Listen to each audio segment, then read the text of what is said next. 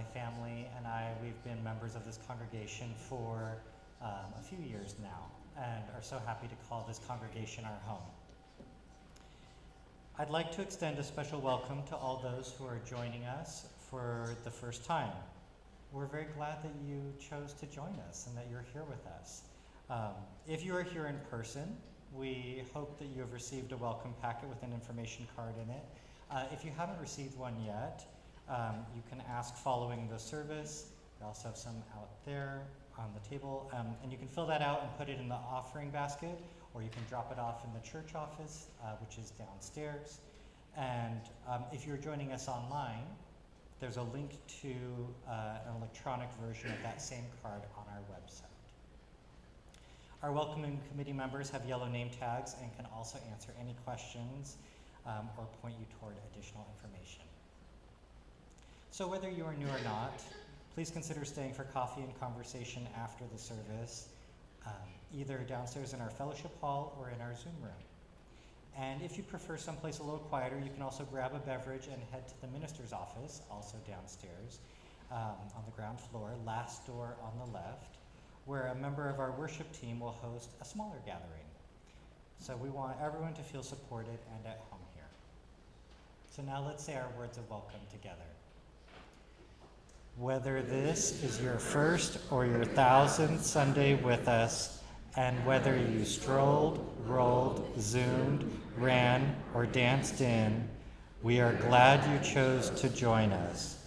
We are one people of many beliefs, identities, origins, sexualities, and genders. All are welcome here. So first we're going to take a moment to say hello across the technical divide. We're going to show the people joining us on Zoom. So if you are at home joining us on Zoom, please turn on your camera. And now people at home, give us a wave. And now people who are attending the service in our building, it's your turn to wave.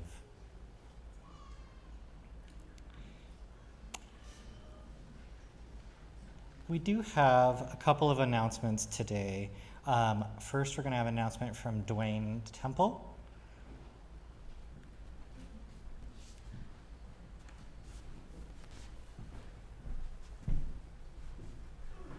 Good morning. I'm Dwayne D. Temple, a longtime member of the church, and for quite a few years, a member of the men's group.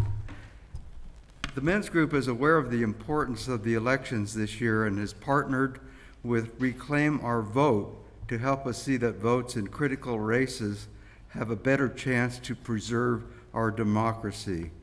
Voting rights, reproductive rights, education, health care, affordable housing, childcare, access to healthy foods, and many others, all are being threatened. This even includes freedom of religion.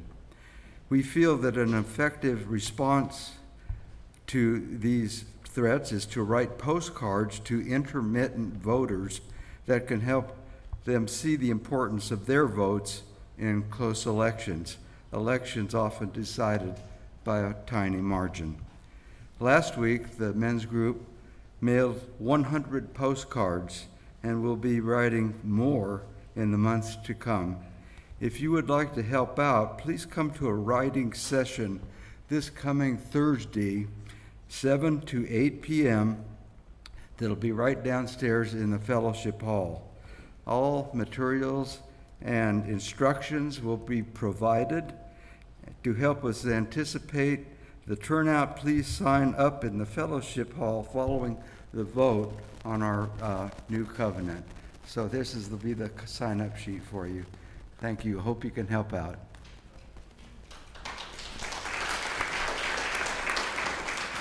And now we have Margaret with an announcement about Easter.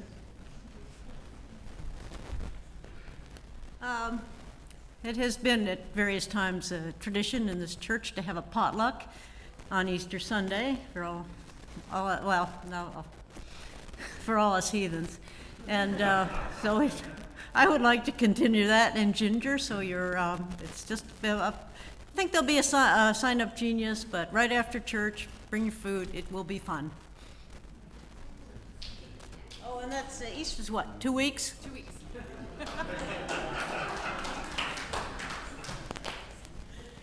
There is an announcement in the script. No, go ahead.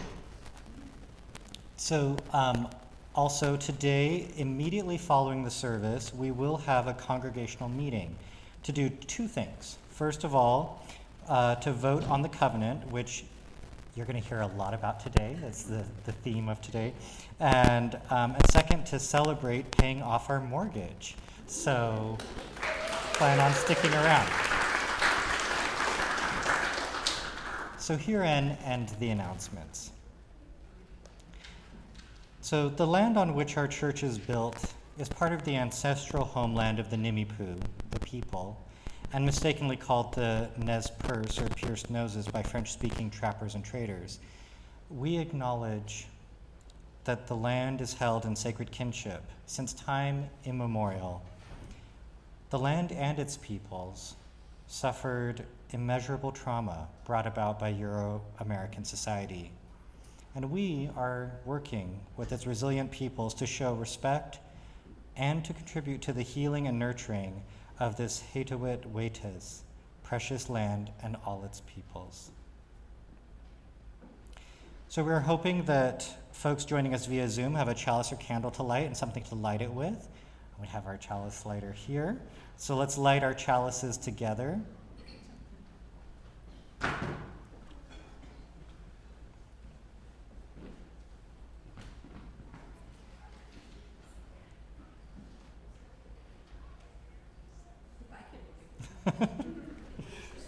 Did the little candle go out? Oh, no, it's still. You can use the little candle to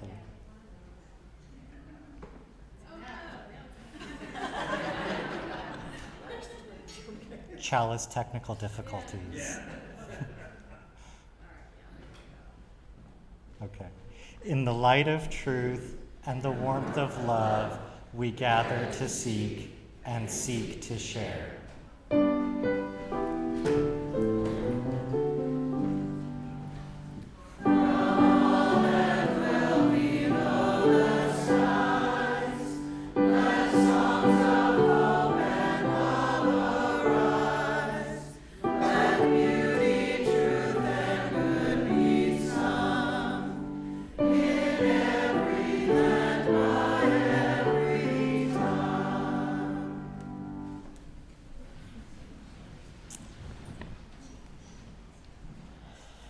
So, for at least the last year, we've been working together on revising our congregational covenant. It's been kind of a slow process because the conversations we've had along the way are just as important as the final product, which we'll vote on as soon as the service is over. Now, if you are newer, you might be wondering, what is a congregational covenant anyway? Well, let me tell you. The congregational covenant is the agreement that holds us together. It sets the norms and boundaries we embrace as a community. Unitarian Universalism is a covenantal faith, not a creedal one, which means we're not expected to all believe the same things. However, we do share the same values, the ones you see hanging on the walls, and we also make specific commitments to one another around how we're going to treat each other and ourselves, and also how we clean up the messes when things get complicated, which they do sometimes because we are humans, and people are messy. Community is messy. The covenant we had heading into this process a year ago had actually been in place since before I got here. So it was created in early 2012, over 14 years ago. It was very long, it was very detailed, and while folks honored its spirit, I somehow doubt that anybody actually tracked the whole darn thing. More importantly, some folks felt the bar was too high. It articulated our highest and best aspirations in every kind of relationship we have in community. And the truth of it is that none of us are able to be our highest and best 24/7. As I said, we're humans.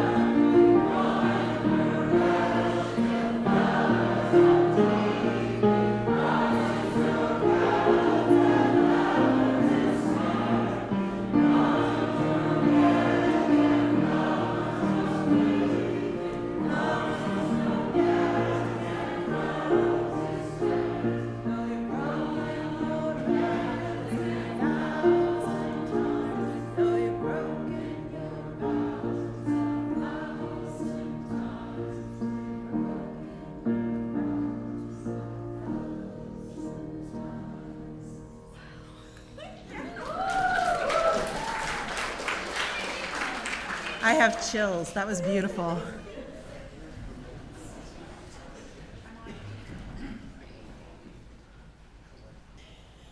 Today's service is jam-packed, so we're going to skip joys and sorrows, but I didn't want to skip an acknowledgement of a great loss that we've experienced as a community. Mary Ellen Rajemski died Thursday morning. She died peacefully following surgery,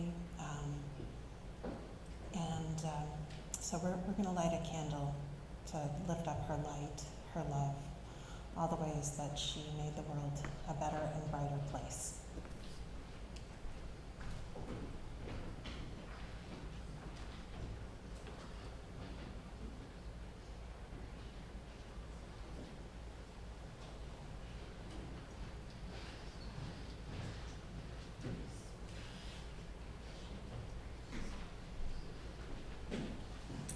We'll miss you, Mary Ellen. I invite you now into a time of meditation with some words by my colleague and friend, the Reverend Marta Valentine.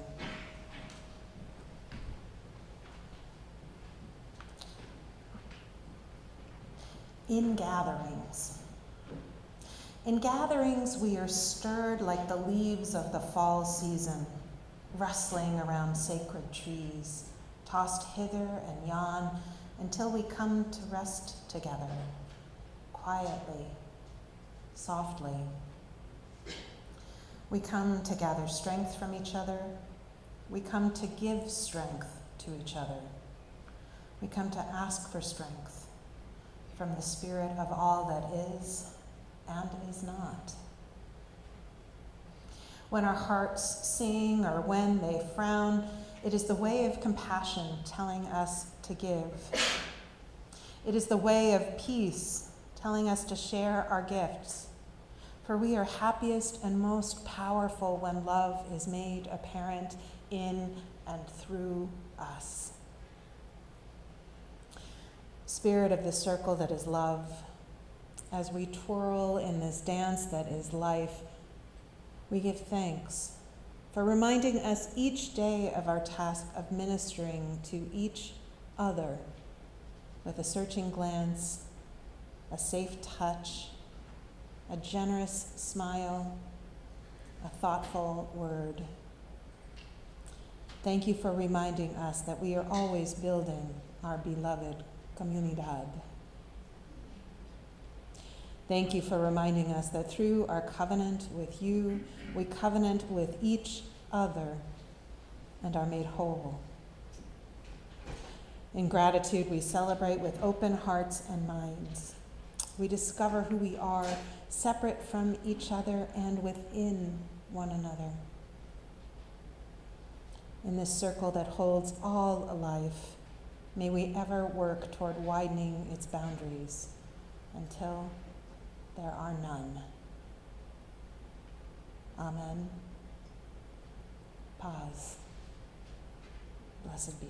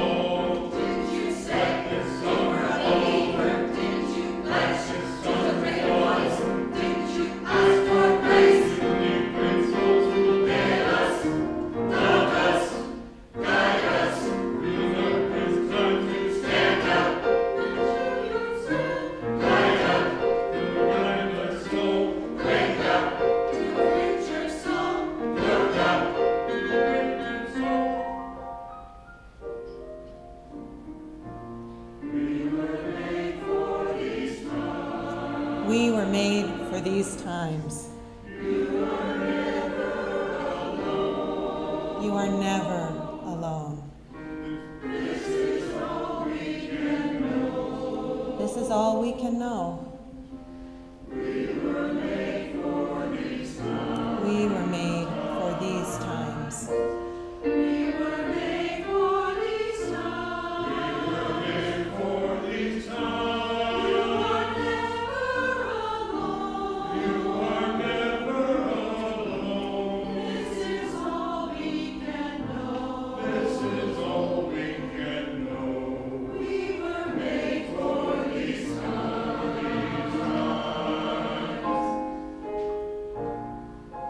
So I say, you are needed, don't turn away.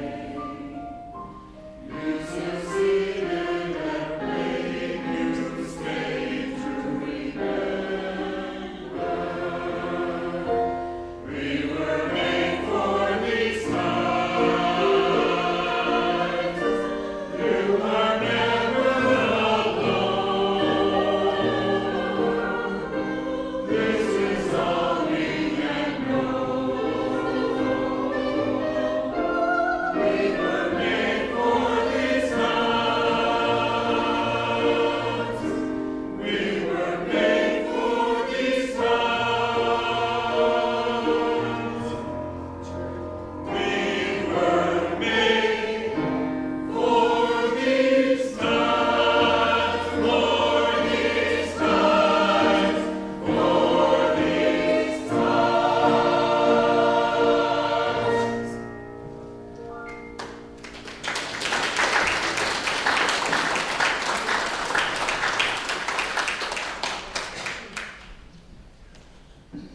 So that piece was commissioned for this congregation by Dan Buckfitch on the occasion of the dedication of our new building.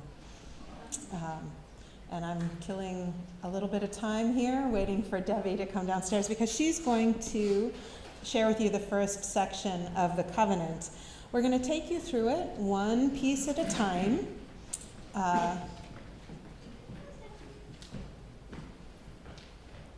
Okay, yep, and Debbie's gonna do the introduction.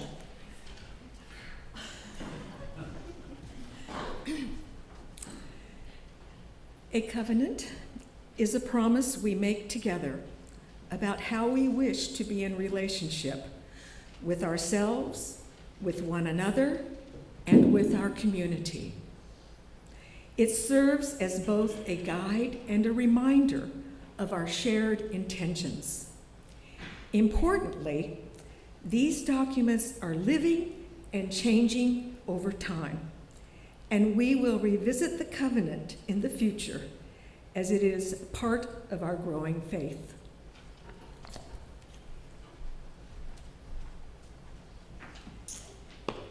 The word covenant comes from the Latin convenir, which I said with a French accent for reasons known only to my subconscious. Convenir, meaning come together. Covenants are agreements we make about how we come together, how we treat one another. They create a framework or a container in which we can build relationships. Unlike contracts or rules, covenants are made to be broken. They are living documents, continuously evolving to meet the needs of the people who enter into them. Covenants create a safer environment. They offer a way to reestablish trust when there is hurt or conflict. Covenants aren't just words, though. They're a practice. We practice being in covenant with one another. We weave and reweave a network of relationships, mutual care, and love that connects us as a community. Now, as I mentioned earlier, we've revised our congregational covenant over the last year. We had 2 pre-workshops, one focused on embodiment, anxiety, and covenant. How many of you were able to be present for that first one? And then we had a second one where we looked specifically at accountability and repair. How many were present at that? My memory is we had between 40 and 60 people at each of those events. And then we had the big meeting. Do you remember this one? We had the pieces of paper and small groups all over the sanctuary. We had, I think, over 80 people on that day. And together we brainstormed words, concepts, and key ideas. Anyone who wasn't available to be there in person was invited to contribute via a Google form. And then the Committee on Ministry, the reason they're up here, they worked really hard. They took all of those big ideas and synthesized them into a draft. They presented them to the congregation for feedback earlier this year.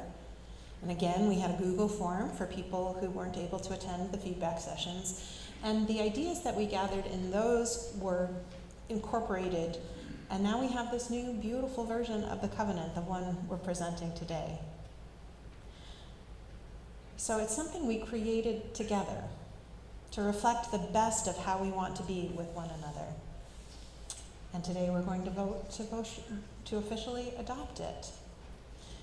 But just in case some of you missed some of the steps of that process or are newer to us, we're going to go over the whole thing piece by piece, beginning with the first section on radical welcome.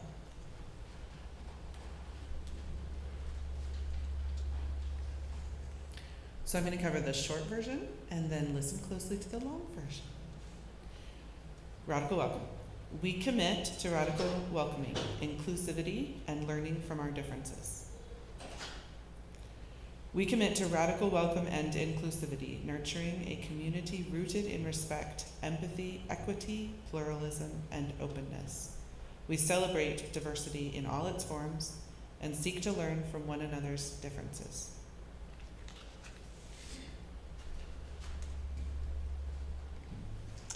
Thank you. Now, in the normal course of events, when someone enters into a community, the expectation is that they will conform to the group norms, to already established group norms, right? You walk into a new place, they say, this is the rules, this is how we do things, these are the rules, this is how we do things. And if you want to belong, you have to get along, right? The challenge is that process is actually antithetical to true belonging. True belonging requires being seen and accepted just as we are in all of our uniqueness. So the intentional embrace of radical hospitality looks different. It means we say, whoever walks through our doors, we're going to meet them with open hearts and minds. We're going to ask them for their story. We're going to listen with care. We're going to love and accept them. We're going to learn from them. And then we're open to changing the way we do things because of what we learn. Do you hear the difference? Because we understand that there are as many ways to be human as there are humans, we're intentionally creating a space where people get to be themselves. But in that space, none of us get to be the crusty, static version of ourselves, because we're also in relationship with each other. And the reality is that respectful and empathetic relationships change us. They're a primary vehicle for learning and growth. We learn about each other and we learn about ourselves. In particular, we learn a lot from the places where our ways of being human just rub against each other a little bit. We learn from our differences of opinion and our differences in habits and preferences. So our norm is that we don't conform. We bloom. We become.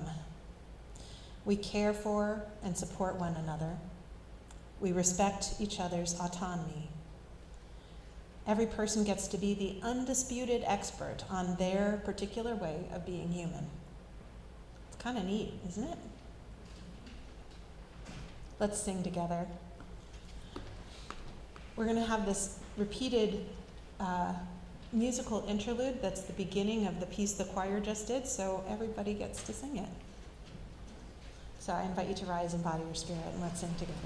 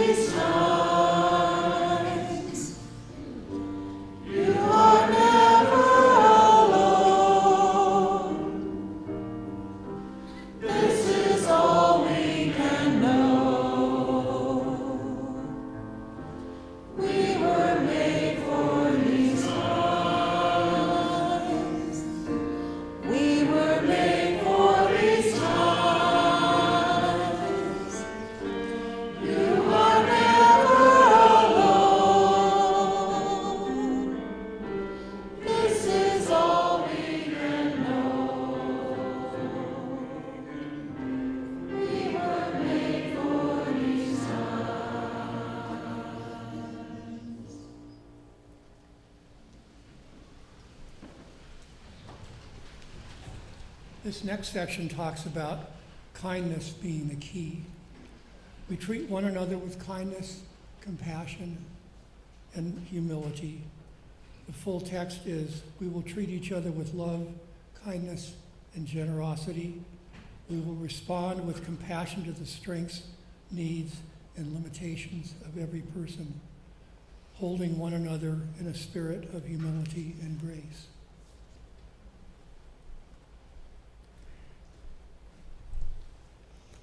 We hold love at the center of our faith, at the center of our communities, and at the center of our lives.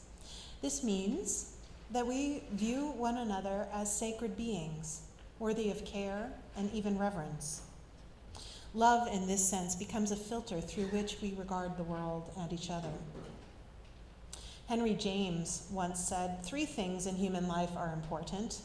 The first is to be kind, the second is to be kind, and the third is to be kind. Now, kindness manifests in the world with delicacy and softness. Kindness responds to reality with acceptance and compassion. It turns towards suffering and allows the people who are suffering to matter to us in a real way. As Sylvia Boorstein puts it, in caring connections, the frightened I who struggles is replaced by the we who do this difficult life together, looking after one another. Kindness is an embodied practice. It lives in a place of deep love, fierce love, and profound compassion, a place where we continuously feel connected to and moved by the people we encounter along the way. If we understand kindness this way, as the actions, feelings, and thoughts that come from that deep, fierce, and gentle place, it is incredibly powerful. It's not niceness. Niceness is the grease that allows us to slide along without causing too much friction. Kindness is the profound recognition that while we are unique in the particularities of our experiences, there is a commonality to the human experience. We don't get through life without meeting loss and grief, failure and struggle, loneliness, and even despair. When we recognize that these challenges are universal, we also recognize that we're all in this together. We are never alone. And when we realize that, kindness is truly the only answer that makes any sense at all. Generosity of spirit invites us to give of ourselves, to open, to be vulnerable, and it requires that we give one another the benefit of the doubt. Our affectionate feelings aren't worth much until we put them into action, giving and receiving aid, offering forgiveness freely to ourselves and to one another. Let's sing again.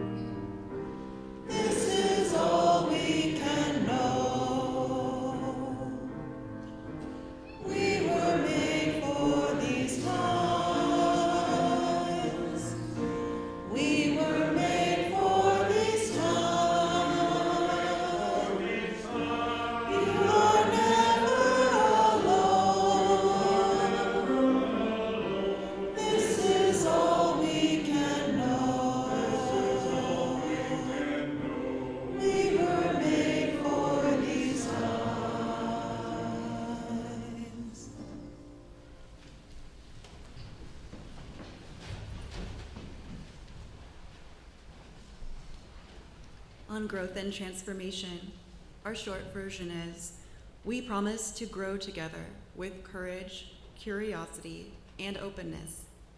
The full text, we covenant to take responsibility for our own growth and transformation, embracing vulnerability, curiosity, and the courage to move beyond our comfort zones.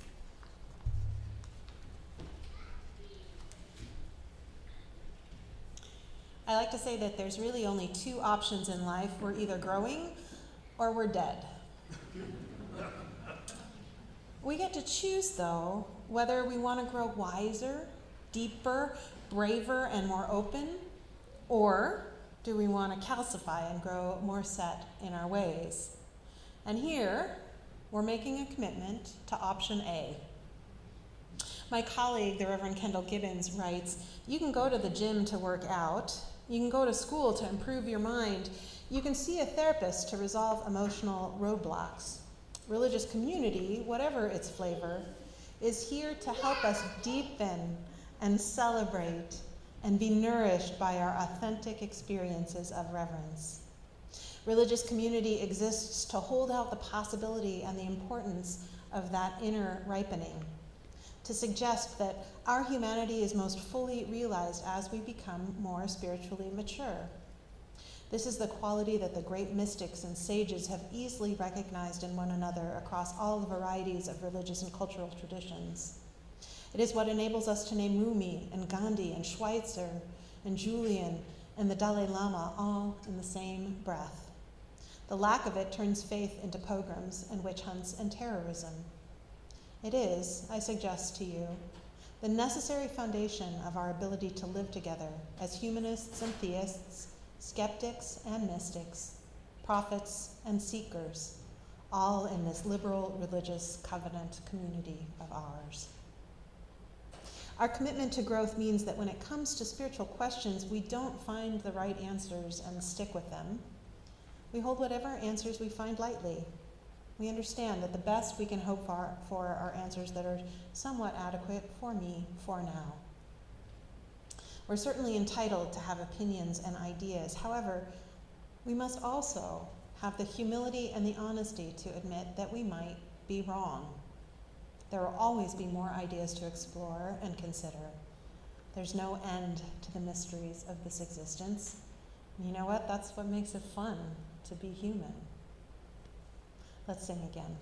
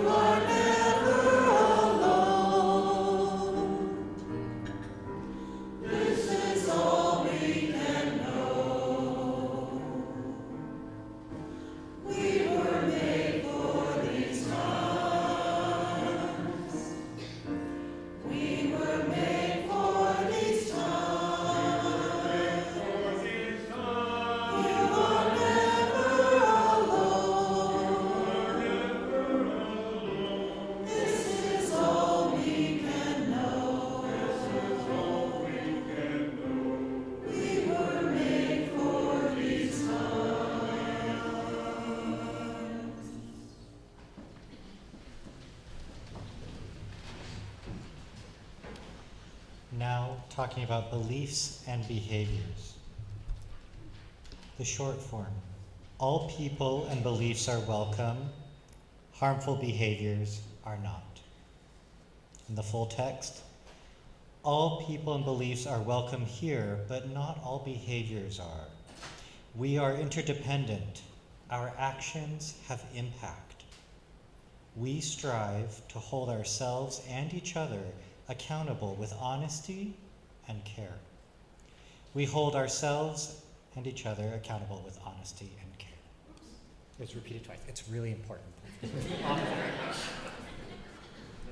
I think actually that was probably a cut and paste mistake in mine.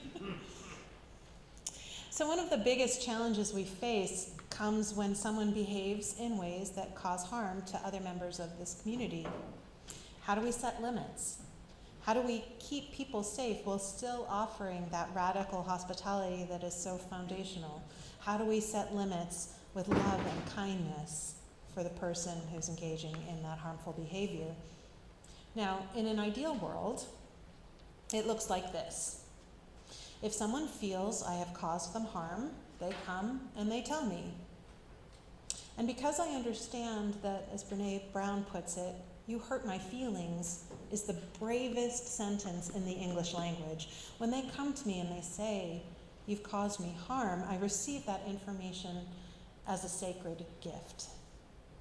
I'm grateful to the person who's shared, I'm grateful to the people who've shared the ways my behavior falls short for them because I love them.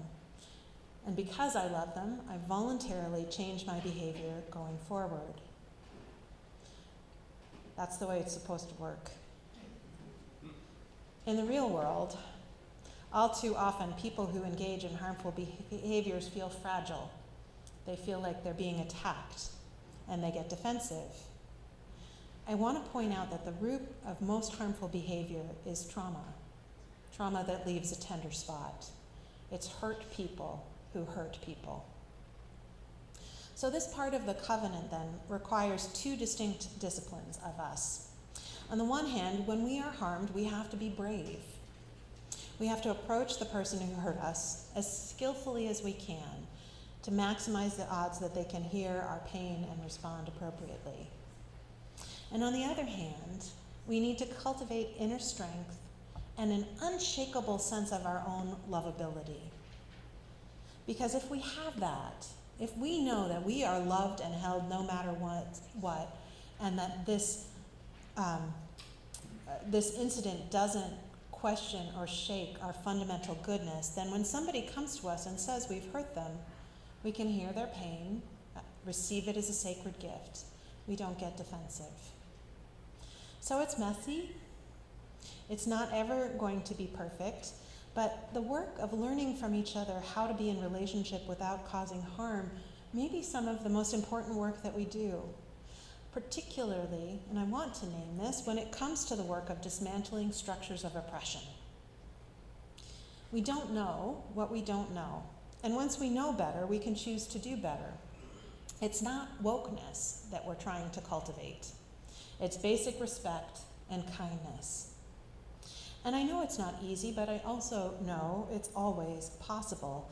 And I know that when it works, when two people who have hurt each other are able to really listen and apologize and learn and come back to a sense of genuine affection and respect, having both agreed to change the behaviors that were experienced as harmful, those are holy and beautiful moments.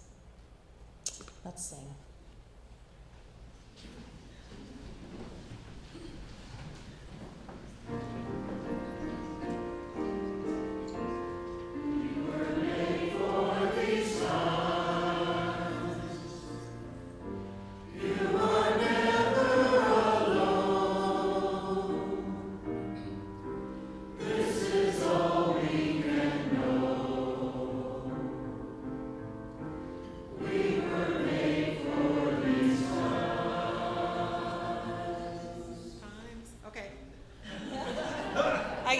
Tired of the song. It's so beautiful.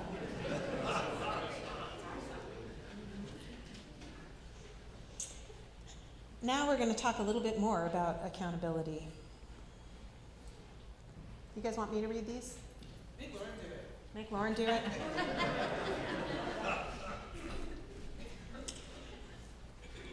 Accountability, so the short form.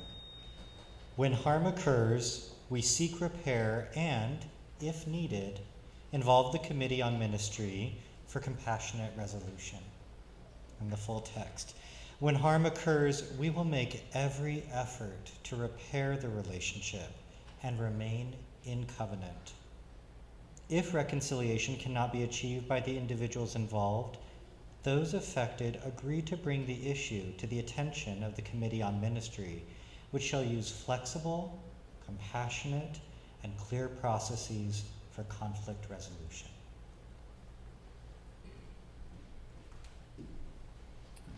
Because it's not easy, sometimes we need support to do conflict resolution, harm reduction, and reconciliation. So as a community, we have a responsibility to create and maintain structures and processes that hold everyone involved in love while they do this delicate work. Sometimes what we need most is someone who is on our side. This doesn't mean someone who's an unquestioning ally, ready to go to bat for us no matter what. A good support person is both loving and understanding and able to hold up a mirror so that the person they're supporting can find the courage to be vulnerable, to shift, to move, to accept appropriate responsibility. When we know we are loved, the fact that we make mistakes doesn't have to be such a big deal. And sometimes having someone who we trust and love to say to us effectively, honey, it's time to put on your big kid panties and admit you goofed up. Sometimes that's exactly what we need. How many of you feel like you could be that person for someone else?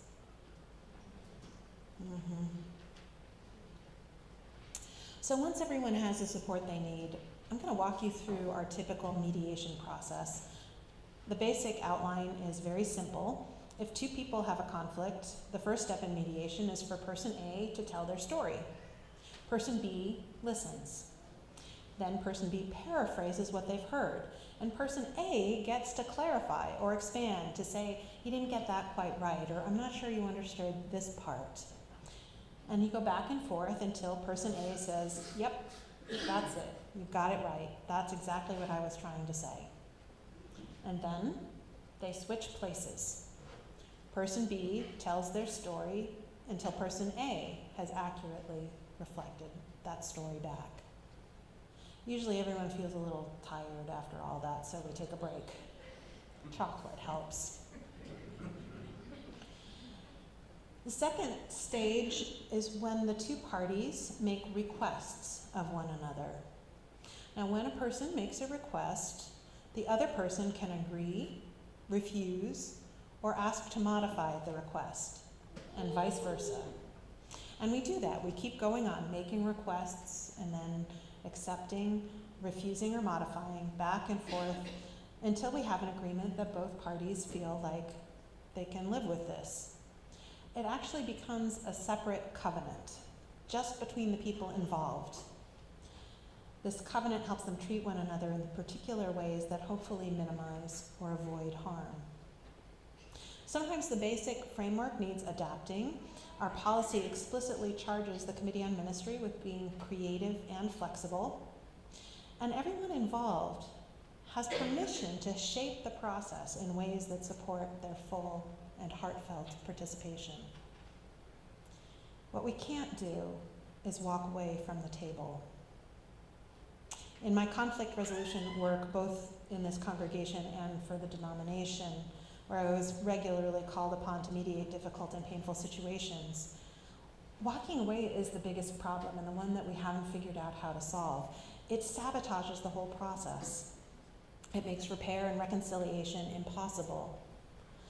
I can only think of a very few cases where someone's behavior was egregious enough to require they be expelled from community. But I have too many stories of people who were afraid or too fragile to engage in a process of reconciliation and accountability. People who walked away of their own accord rather than accepting accountability as a gift.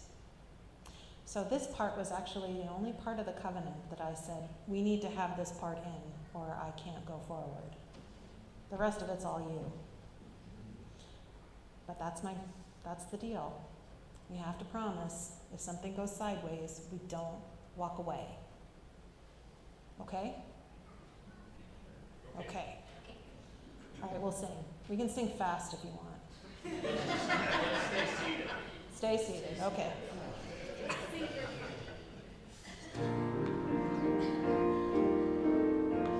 We were made for these times. You are never alone.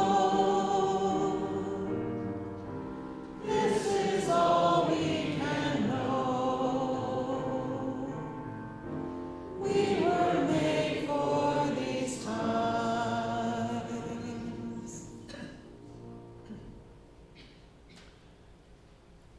The last section of the covenant is on love, respect, and justice. The short form goes like this. We affirm our shared commitment to a community grounded in love, respect, and justice. And the full text is, through this covenant, we affirm our shared commitment to build a community of love, respect, and justice, one that continues to evolve as we do. So what we're about then, the purpose of this covenant and really the purpose of this church, is building the beloved community. Most people think that Martin Luther King Jr. came up with that phrase, and certainly he's the one who brought it to the attention of the masses. But the philosopher who first coined the phrase was Josiah Royce. He was a late 19th and early 20th century philosopher who taught at Harvard for most of his career. And Royce explains beloved community in terms of loyalty. In most communities, loyalty is to an authority figure, to an idea, to a particular interest group. Royce calls these natural communities and points out that their loyalty can be a vicious or predatory loyalty. It can disintegrate into tribalism and pit one person against another and one group against another in a battle for supremacy. By contrast, beloved communities, communities defined by true loyalty, have a sense of loyalty to loyalty, in harmony with universal ideals. He calls them genuine communities or communities of grace. When loyalty isn't to a particular defining characteristic or to a place or position or even a particular person, but rather to the idea of commitment, of choice, of relationship, that's when grace enters into the equation. Individual people will, even if just for a moment, connect heart to heart across lines of difference. And in that moment, we recognize that we are not alone. Someone can be with us, fully present to us on our particular road, on our particular journey. So to build beloved community, we learn to love ourselves more skillfully, understanding and appreciating our unique story.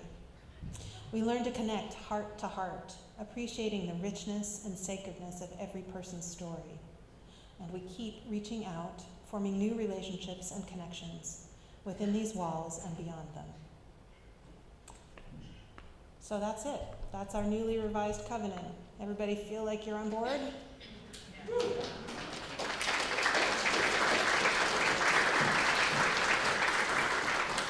we have any questions? No? Okay. Let's sing one last time, and then we're going to do a ritual. I'm going to see if I can... She's not in the room yet. Ginger created this ritual.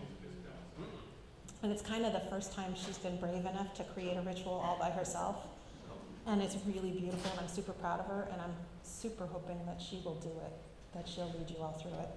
So don't tell her I said anything. Let's sing one last time.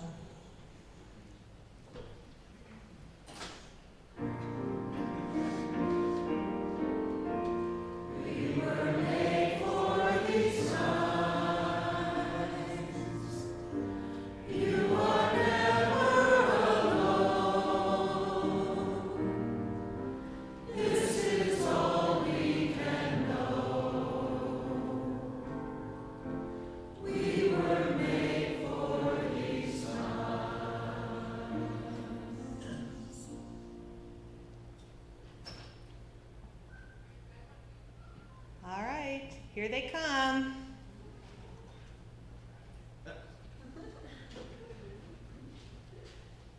Come on in. No, you're going to be up here.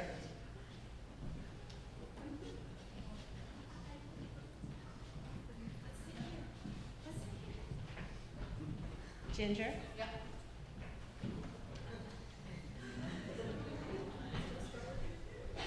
You want me to read it? I do. Aww. I didn't practice. Well, I wrote it, but I didn't practice. So we will now enter into a shared ritual, creating a beautiful ribbon tapestry to hang in our sanctuary as a reminder of these promises that we make to one another.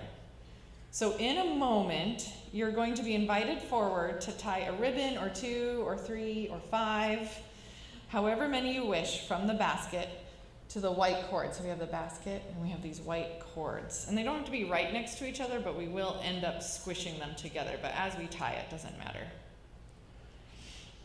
As you tie your ribbon, we want to make visible, as we tie these ribbons, we make visible the promises we make to one another. A covenant is not just words we say once and then set aside.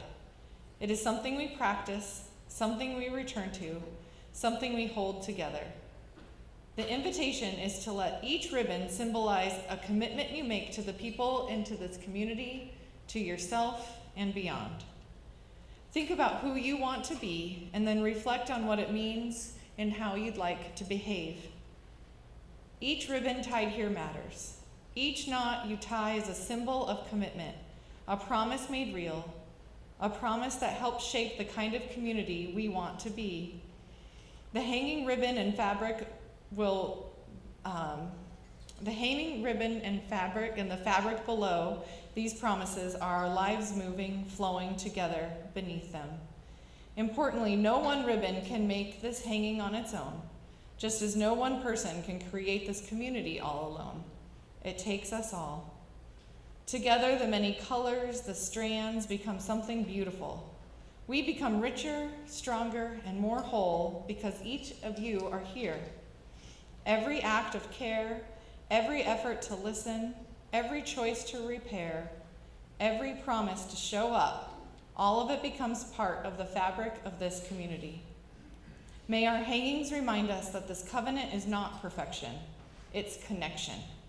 It is the living, tying, retying work of belonging to one another. May we remember that what it is we create together is more beautiful than any of us could do alone. So when you feel called, we'll have some music, and you can go to your nearest ribbon station, and there are 2 down here and 1 up there, and you can choose your ribbon. And there's 2 ways to tie it on the cord, just like a regular tie, but the other way is fold it in half, put the loop behind the cord, and then pull the 2 strands around and through. And that's just a suggestion. It makes it look kind of nice. But I am not going to tell you all how to tie your own knots of commitment. You get to decide. Oh yeah, I put it on the screen too. Clearly I don't care about this at all. But you can do what is easiest and best for you. And after we are done, we will weave all 3 of these together and hang them up. And it will be our living reminder of our community covenant.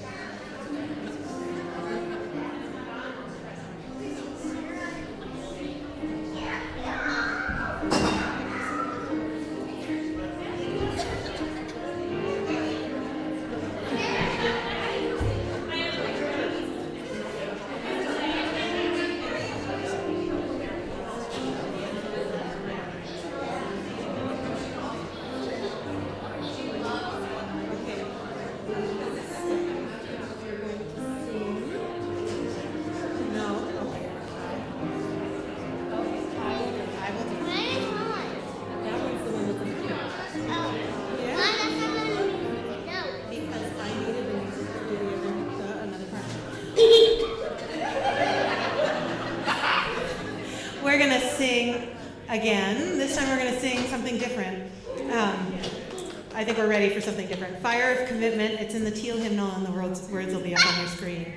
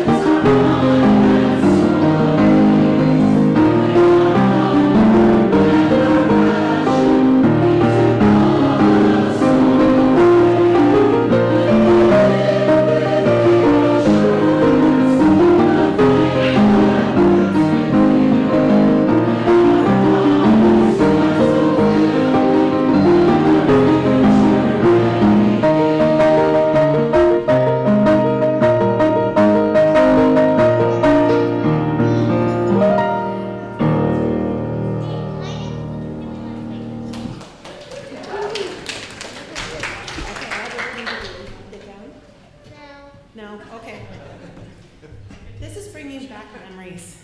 I once had to do a whole sermon holding my child. Why? You know, he's all grown up now. Why? Yeah, he's bigger than my daddy. Yeah. Yeah, I had My to hold him dad's the one whole of the thing. big so he could, like, we sing a pot, like, chips. Yeah, chips, okay. Oh, chips. Our closing reading is Communities of Memory and Promise by the Reverend Kendall Gibby. Okay, let me make high noises. How about you go?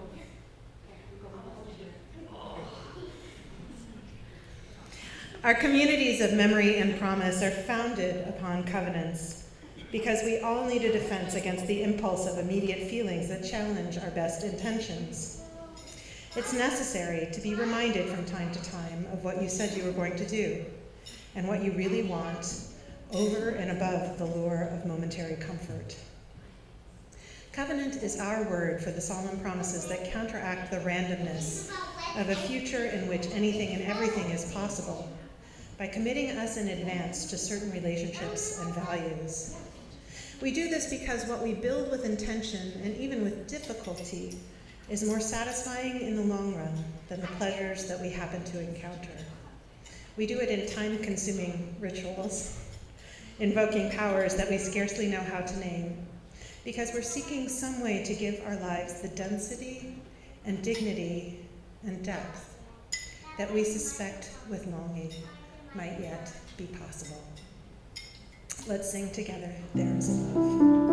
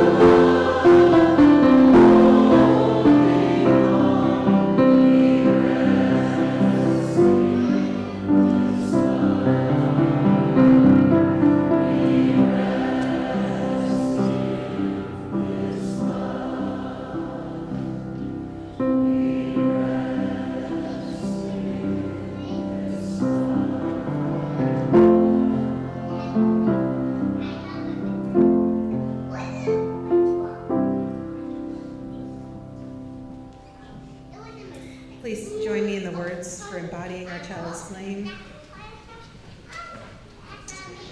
We extinguish this chalice that it might flow gently in our hearts.